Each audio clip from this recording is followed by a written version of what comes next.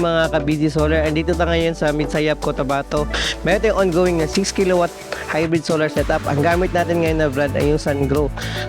Tayo po ngayon ay isang accredited na retailer o sub-distributor ng SunGrow. Kung gusto nyo ng mura na inverter, meron dito sa BG Solar. Ating namang setup ngayon is nakapokus sa for backup and also makatipid sila sa power ng kanilang bahay. Ang current bill nila is around 6,000 pesos. So pag na-install na ito, around sabihin natin mga 100 pesos, 200 pesos na lang matitira sa kanilang bill after ng ating project na turnover. Successful ang ating installation ng ating 6 kilowatt hybrid setup.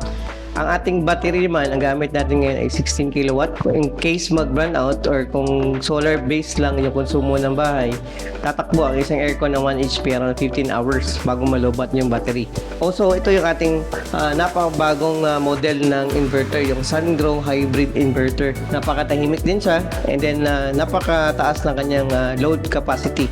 Ayang umabot ng almost 8 kilowatt during mataas yung demand ng bahay. So itong bahay po is naka full solar na siya. Ang kanyang grid niya or kanyang utility like Socoteco or Cotelco ay yung magiging backup na lang. So maliit na talaga yung bill na makukuha nila from sa kanilang utility provider.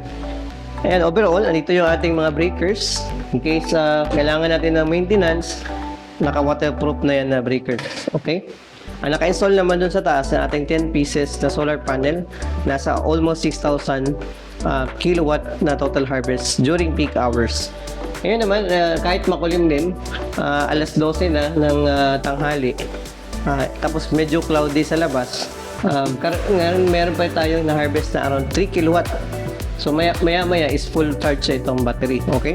So if you want more of BG Solar sa quality products, you may inquire on our Facebook page or message me directly para mabigyan namin kayo ng quotation and also mabili yung ating promo in case gusto nyo ma-upgrade ng battery for a cheaper price. Okay? Salamat po. Thank you.